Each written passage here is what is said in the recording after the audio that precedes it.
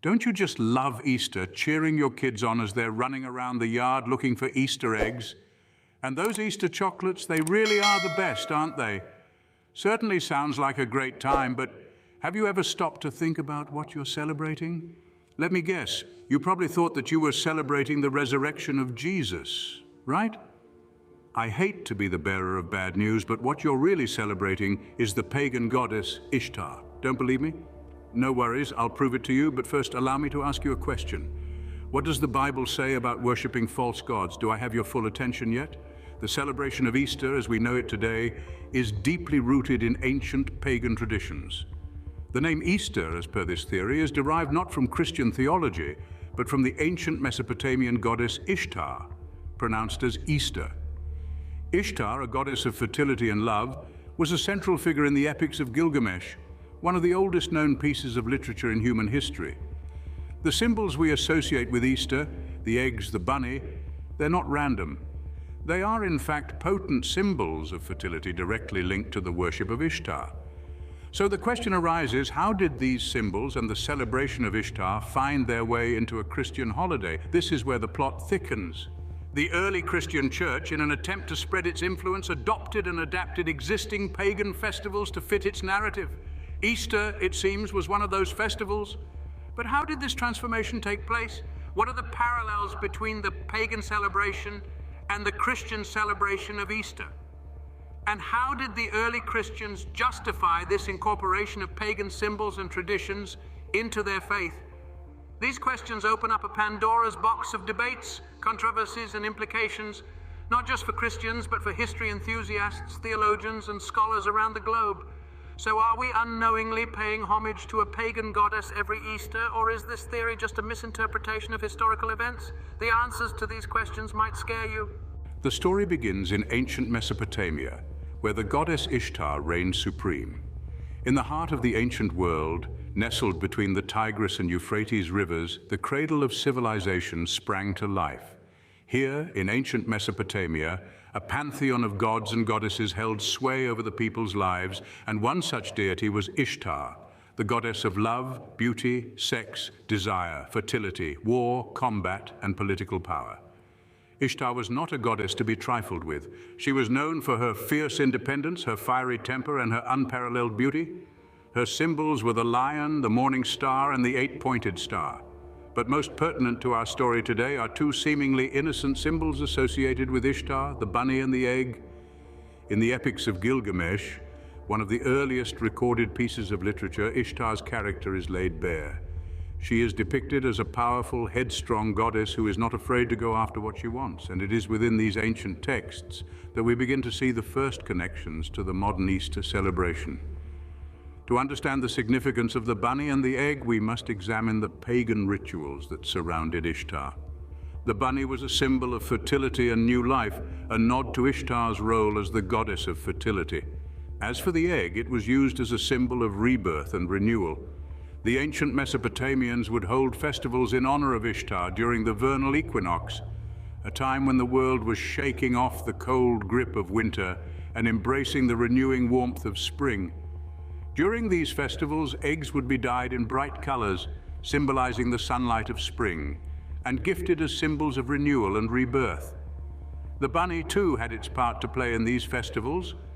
As a creature known for its high reproductive rate, the bunny became a symbol of fertility and new life, echoing Ishtar's own dominion over these spheres.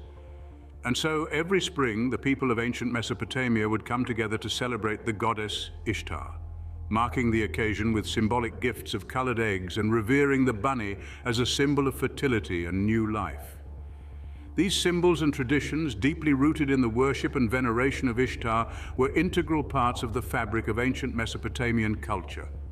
Fast forward to the present day, and these symbols have endured, albeit with a different narrative woven around them. The colored eggs and the Easter bunny that we associate with the Christian celebration of Easter are not, in fact, Christian in origin. They are remnants of a much older tradition, a pagan celebration of the goddess Ishtar. This is not to say that the Christian celebration of Easter is a direct copy of the pagan festival. The traditions have evolved and changed over the centuries, shaped by a myriad of cultural, historical, and religious influences, but the roots of these symbols, the bunny and the egg, can be traced back to the ancient worship of Ishtar. The symbols we associate with Easter today have a much older history than you might think. And as we dig deeper into this history, we begin to see just how intertwined these different traditions are and how they have shaped the celebrations we know today. Fast forward a few centuries, and you'll find these pagan symbols deeply entrenched in Christian traditions. As Christianity spread across Europe, it encountered many pagan cultures. In an effort to convert these people to the new faith, Christian missionaries often incorporated aspects of these pagan traditions into Christian rituals. Easter, as we understand it today, is a perfect example of this kind of syncretism, a blending of beliefs. The original Christian celebration of the resurrection of Jesus was a solemn event, devoid of bunnies and eggs. But as Christianity moved into Northern Europe, it came into contact with cultures that celebrated the spring equinox with festivals dedicated to the goddess Ishtar, or Ishtar. Ishtar, known for her association with renewal and rebirth, was often depicted with a hare, an animal known for its high fertility. Eggs, a universal symbol of new life, were also used in these pagan celebrations. The timing of these spring festivals and the Christian celebration of the resurrection was close enough that a merging of traditions was almost inevitable. But why would the early Christian leaders allow such a fusion? The answer lies in the strategy they used to spread Christianity. Instead of attempting to eradicate existing beliefs, they chose to adapt and incorporate them. By aligning Christian celebrations with pagan festivals, they made Christianity more familiar and acceptable to potential converts. So the Christian leaders gave new meanings to the pagan symbols. The egg, previously a symbol of Ishtar's fertility, was rebranded to represent the tomb from which Jesus emerged. The hare, or Easter bunny, was said to be a creature of Ishtar that had witnessed Jesus' resurrection and hence was a symbol of life. This clever blend of symbolism created a sense of continuity for those transitioning from paganism to Christianity. The familiar symbols of their old beliefs were not discarded, but rather reinterpreted under the new faith. However, this adaptation was not without its critics. There were those within the church who felt that the incorporation of pagan symbols diluted the purity of Christian teachings. They argued that by adopting these symbols, Christianity was indirectly endorsing the pagan gods they represented.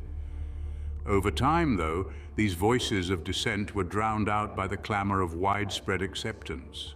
The symbols of the hare and the egg became so deeply ingrained in the Christian celebration of Easter that their pagan origins were largely forgotten. Meanwhile, the pagan rituals themselves evolved. The feasts dedicated to Ishtar or Ishtar, once solemn occasions of sacrifice and reverence, became joyous celebrations of spring's arrival, of rebirth and renewal. They were filled with feasting, dancing, and games, elements that also found their way into the Christian Easter celebrations. Yet, it's important to remember that while these symbols may have originated in pagan traditions, their meanings within the context of Easter are distinctly Christian. The egg is not celebrated for its association with Ishtar, but for its symbolism of Jesus' tomb. The hare is not revered as a creature of Ishtar, but remembered as a witness to the resurrection. And so the pagan and Christian traditions intermingled, each borrowing and reshaping the other. The lines blurred, the origins became muddled, and the symbols we now associate with Easter, the eggs, the bunny, the joyous celebration, were born out of this fusion of beliefs. The lines between pagan and Christian traditions blurred, creating the Easter we know today. This fusion of traditions has sparked a fiery debate that has raged on for centuries. The controversy surrounding the origins of Easter is as vibrant and diverse as the traditions it encompasses. From theologians to historians, from scholars to the everyday Christian and pagan, every stakeholder in this debate has a unique perspective, each backed by an array of arguments and counter-arguments. Let's look at some of these viewpoints and the evidence they bring to the table. On one side of the aisle, Christian apologists ardently argue the case for the Christian origins of Easter. They posit that while some symbols associated with Easter, such as the egg and the bunny, might have pagan roots, these elements were Christianized and given new meaning. The egg, they say, represents the tomb from which Jesus was resurrected, while the bunny is a symbol of fertility and new life, mirroring the new life offered by Jesus' resurrection. Their evidence? The lack of explicit mention of these symbols in pagan texts and rituals. They argue that the association of Ishtar with Easter is a modern-day mix-up caused by a phonetic similarity between the words Ishtar and Easter.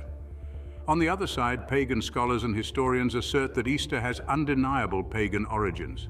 They point to the ancient festival of Ishtar, a celebration of rebirth and renewal in honor of the goddess of dawn and spring. They argue that the symbols of eggs and bunnies, both potent symbols of fertility, were central to these celebrations long before the advent of Christianity. They back their claims with historical texts and archaeological evidence, such as the venerable beads De Temporum Rationi, which mentions the festival of Ishtar, and ancient depictions of Ishtar with eggs and bunnies. They argue that the Christian Church adopted these symbols and repurposed them to fit their narrative of resurrection. Caught in the middle are theologians and scholars who take a nuanced approach.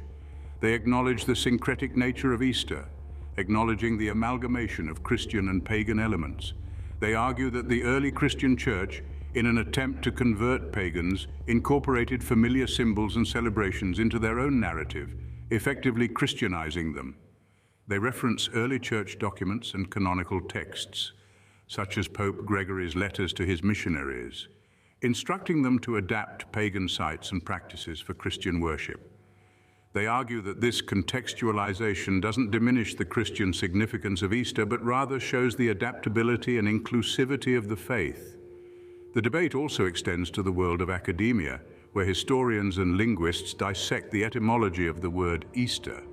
Some argue that it derives from Eostre, linking it to the pagan festival, while others assert that it comes from the German Osten, related to the direction east and the rising sun, a symbol of resurrection. Each of these perspectives is backed by compelling arguments and evidence, making the debate far from one-sided. What is clear, however, is that Easter, as it is celebrated today, is a tapestry of traditions woven together over centuries, incorporating elements from different cultures and religions. This controversy, far from being a mere academic debate, has profound implications for the Christian faith. It raises questions about the authenticity of Christian practices, the nature of syncretism, and the historical evolution of the faith. It challenges Christians to reflect on their traditions, their origins, and their meaning. Yet amidst this controversy, there's a common thread that binds all perspectives: the celebration of life, rebirth, and renewal. Whether it's the resurrection of Jesus or the return of spring, Easter in all its forms is a celebration of the triumph of life over death, light over darkness, and hope over despair. The debate is complex and multifaceted, with each side presenting compelling arguments. But what does the Bible say about this? Some may argue that the Bible doesn't explicitly mention Easter, let alone the associated customs of eggs and bunnies. However, the Bible does offer a great deal of insight into how believers should approach the matter of worship, and it may surprise you to learn that it's not as black and white as it might seem. In the Old Testament, the second commandment declares, "You shall not make for yourself an idol or any likeness of what is in heaven above, or on the earth beneath, or in the water under the earth." This commandment is a clear warning against idolatry, the worship of created things instead of the Creator. It's a boundary line drawn to protect the integrity of worship and to keep it focused on God, the source of life and blessing. Now, does this mean that Christians are inadvertently committing idolatry by adopting pagan symbols in their Easter celebrations? Not necessarily. In the New Testament, Apostle Paul, in his letter to the Corinthians, addresses a similar concern. The Corinthians were worried about eating meat that had been sacrificed to idols. Paul's response was insightful. He wrote, "We know that an idol is nothing at all in the world, and that there is no God but one." He further elaborated, "But food does not bring us near to God. We are no worse if we do not eat, and no better if we do." Here, Paul did not dismiss the Corinthians' concerns. Instead, he reassured them that the power of these idols was nothing compared to the power of the one true God. He also emphasized that it was not the external act that mattered, but the internal disposition of the heart. If the Corinthians ate the meat with a thankful heart towards God, then that act was not idolatrous. In the same vein, the adoption of eggs and bunnies, symbols from pagan traditions, does not automatically translate to idolatry. What matters most is the heart's disposition during the celebration. If Christians celebrate Easter with a heart full of gratitude for Jesus' resurrection, then the symbols serve as reminders, not as idols. But let's not overlook the fact that the Bible also warns against causing others to stumble in their faith. In the same letter to the Corinthians, Paul writes, "Be careful, however, that the exercise of your rights does not become a stumbling block to the weak." So, while the adoption of pagan symbols may not be an issue for some, for others it may be a source of confusion or even a stumbling block. The Bible encourages believers to consider the impact of their actions on others, especially those with weaker consciences. What does all of this mean for the controversy surrounding Easter? Well, it means that the Bible does not provide a one-size-fits-all answer.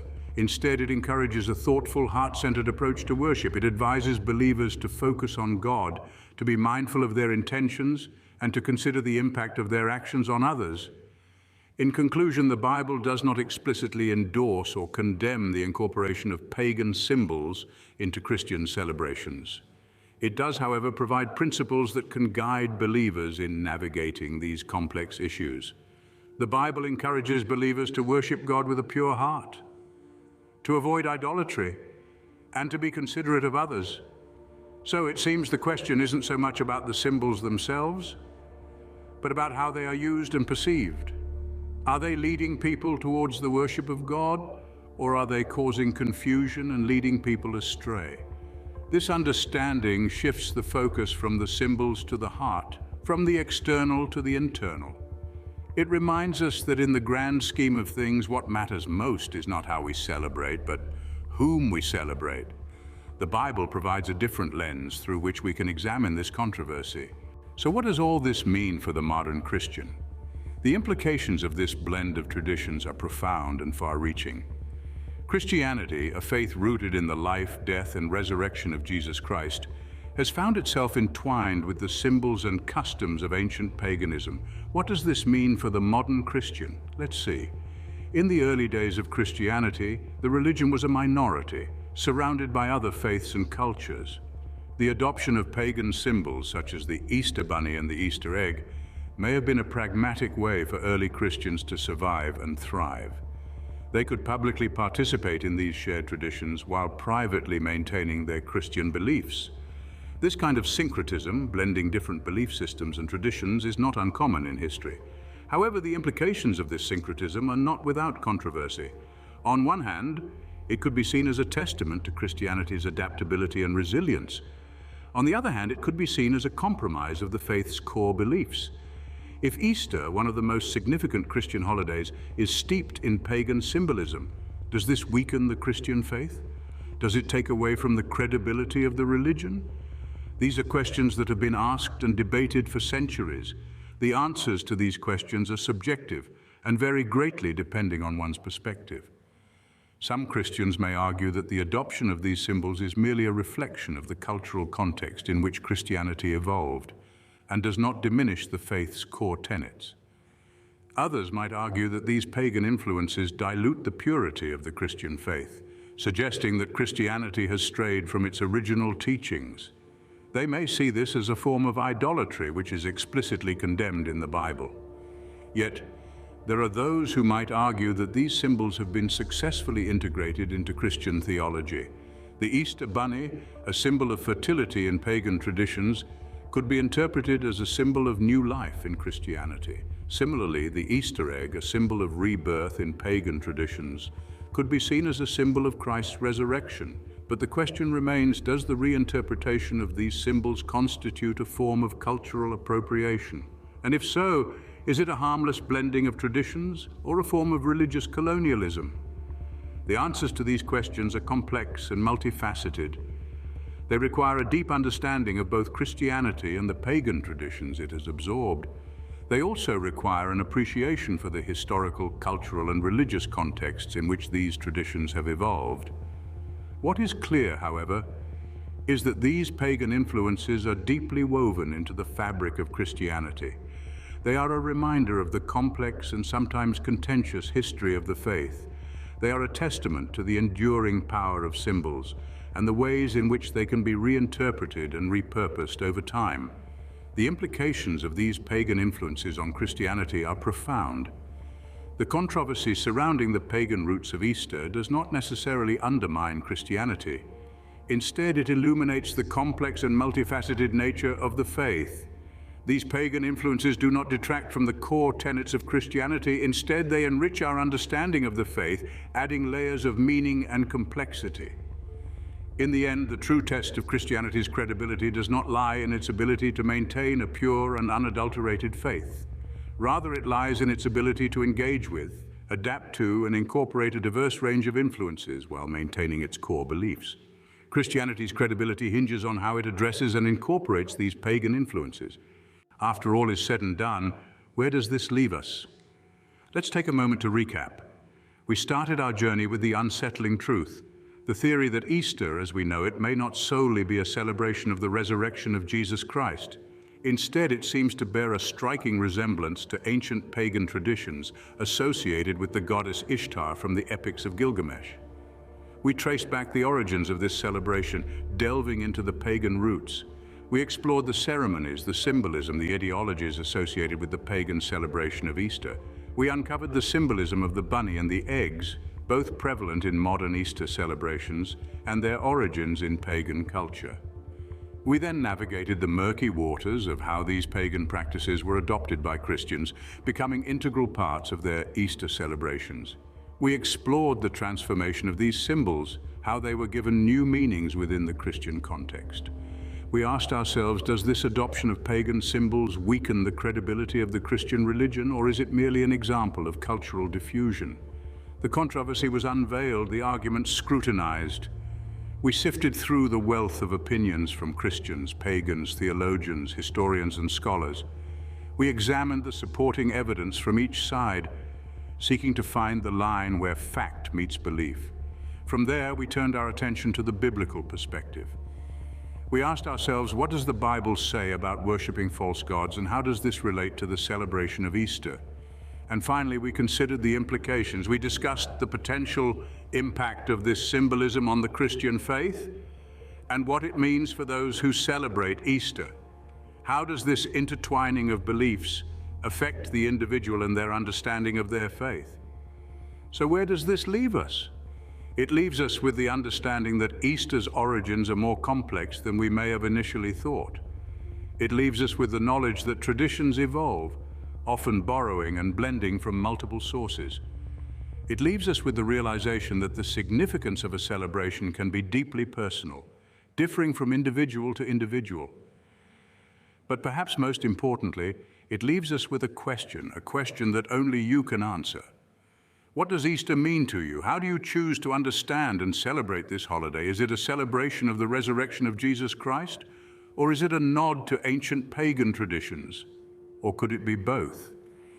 Easter's origins may be shrouded in controversy, but its significance remains a deeply personal affair. As we've seen, the roots of this holiday stretch deep into history, entwining pagan and Christian traditions. Whether this strengthens or weakens your belief in the celebration is a journey of understanding that each individual must undertake for themselves. After all, the beauty of belief lies in its deeply personal and individual nature.